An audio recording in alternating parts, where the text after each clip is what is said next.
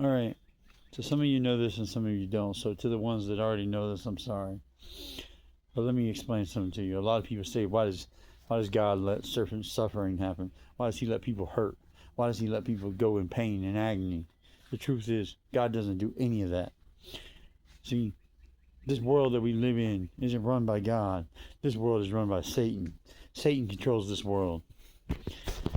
God doesn't control the world. Satan controls the world. People say, well, that means God's powerless. He doesn't control the world. This isn't His world to control. This is Satan's world. And Satan runs the world right now. Right now, for now, until the kingdom comes. When the paradise comes, Jehovah will take the world over, and Satan will lose the war. But until that fact happens, Satan is in control. Satan makes all the strings, pulls all the strings, makes people do everything they do in this freaking world, and he is behind death. He is behind murder. He's behind sickness. Satan is he's the reason for all bad things. God is behind nothing bad. God doesn't do bad. God is the Alpha and the Omega, the beginning and the end. God is everything that is great. So understand that to understand this. There's people in this world that we refer to them as worldly because they represent the world that they're involved in. They're not spiritual. They're not your spiritual blood. They're not your spiritual friends. They're not your spiritual friends. They're worldly people.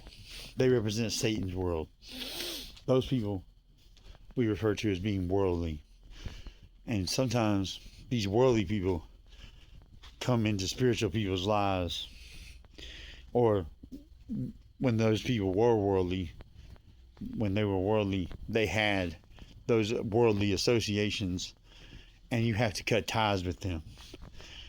I'm in the process of cutting ties with them one by one by one by one.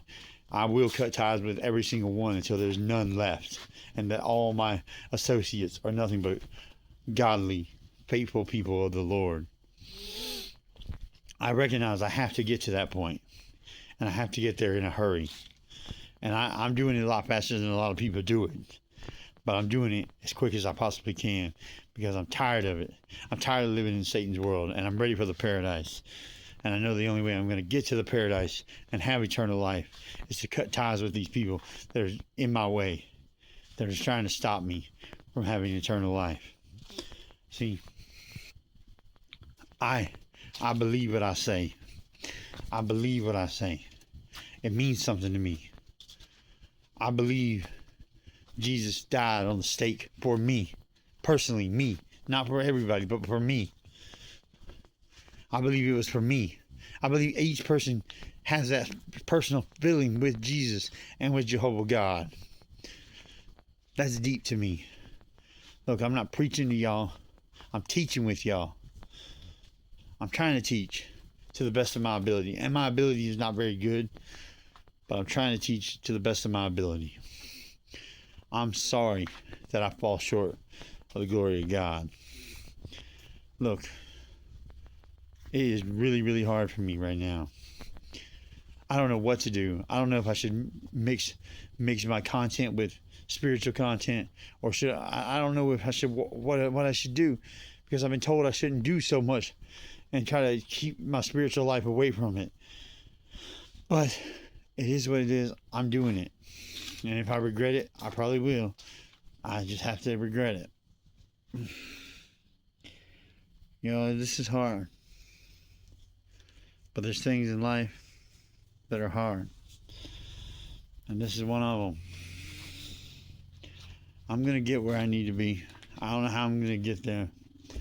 Well, actually, I know exactly how I'm going to get there. I'm going to do a lot of praying. A lot of praying. A lot of praying. Did I say praying? Read the Bible. Because I don't read the Bible nearly enough.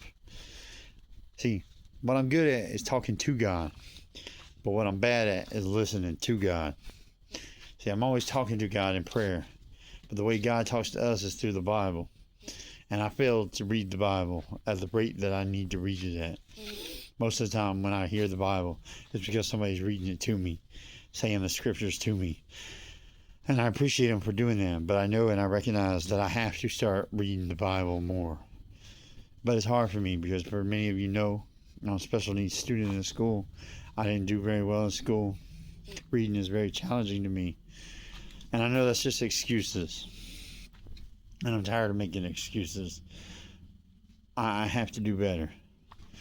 So I got to come up with a way to figure out how to read the Bible on a regular basis, on a daily basis, and study. And speaking of study, I had to start my study again. That's a big moment. And I'll be honest with you, I'm scared. I'm scared of the challenges that I'm going to face again. Because I was facing so many challenges before. How to raise my son, Alexander. How to interact with my mother. Those are real things that I've had to deal with. And I hope you understand that these are real things that every single person of faith has to deal with. And these are things we choose to deal with that make life hard. We choose to go down this road because we all seek everlasting life. And we know the only way to do it is to do it. So I got to quit trying to be so controversial all the time and just realize it's all controversial anyways. It is controversial. It's controversial to love God. It's controversial to care about God, to want to be with God, to be on His team. That's controversial. That's the controversy I want to be a part of. I'm sorry. This is a formula that I realized I was playing for a long, long time, but didn't realize I was playing that formula. It is what it is. Hey, my friend Don's calling. I'm going to take this call. I'll see you in the next one.